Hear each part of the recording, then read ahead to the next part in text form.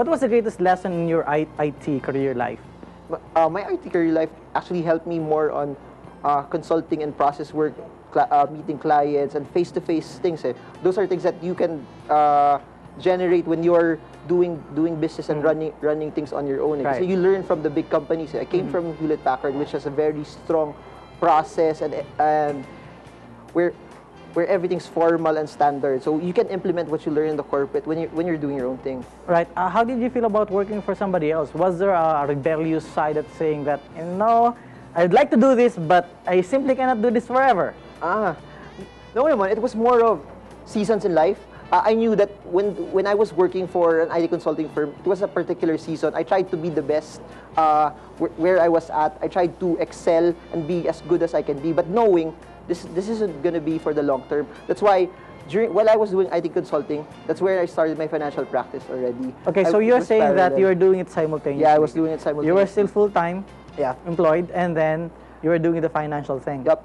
But it actually started just by me wanting to invest for myself, wanting to project that I would like save enough for retirement and have my own business and retire as early as possible. So really, there was nobody who taught you to be financially aware that you need to invest on something? I guess it was an urge from myself, but I kept reading books. I read Robert Kiyosaki's book.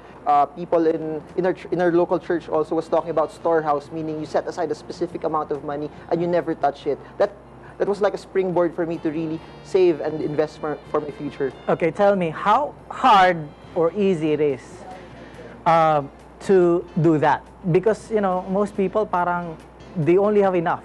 Okay? And probably many of us would reason out, eto lang yung meron ako so ito lang yung gagastusin ko na lahat kasi wala naman talaga akong maisi-save na Yeah. So how difficult it is for you during that time to do that?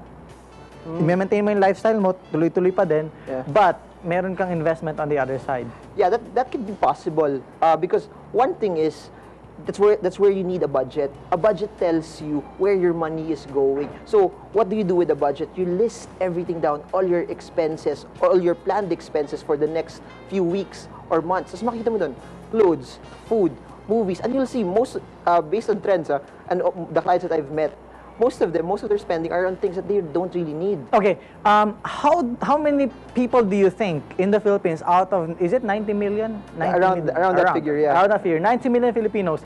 How many do you think really do have their budget on the table? I mean, they really list down what are the things that they need to buy and they will buy and they will want to buy at a particular month. And how many people are not just into that?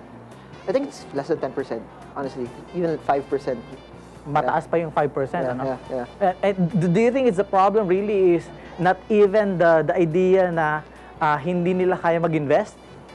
Maliban dun sa sinasabi natin na baka naman wala talaga silang budget na pag-aaralan kaya hindi sila makapag-invest.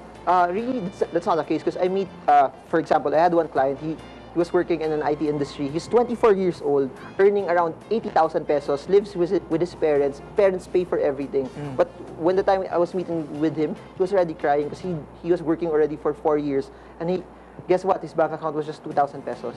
Really? Yeah, 80,000 and you're not... I mean, your parents are paying for everything and all you have to do is to, you know, just save and you cannot. Bottom line, it's mindset. It's the way we think. We're all in a consumer-driven society. I was in Singapore 3 weeks ago to have a financial seminar for overseas Filipino workers. It differs. You have domestic helpers here. You have the IT professionals here that earn a lot. But case in point is, even those people that were earning around 150 to 200 pesos per month, 100,000 to 200,000 pesos per month, they weren't saving any. And what's sad there was they were working there for 5 to 10 years na. Yeah. Amazing. And that's Singapore already. Life is easier there. They're earning a lot, but they're not saving or investing. 200,000 pesos a month, ladies and gentlemen, and nothing is saved. Yeah. How possible can that be? It's really consumerism. As their income goes up, their lifestyle goes up. And so, yeah. When did you finally decide? Okay, I'm leaving the paycheck thing, and then I'm going to start I'm going to start. It actually started probably late last year, me and my fiance, my fiance now, we're talking that I really wanted, IT was good for me, but it came to a point where I was there just to be responsible, just to deliver what needs to be delivered.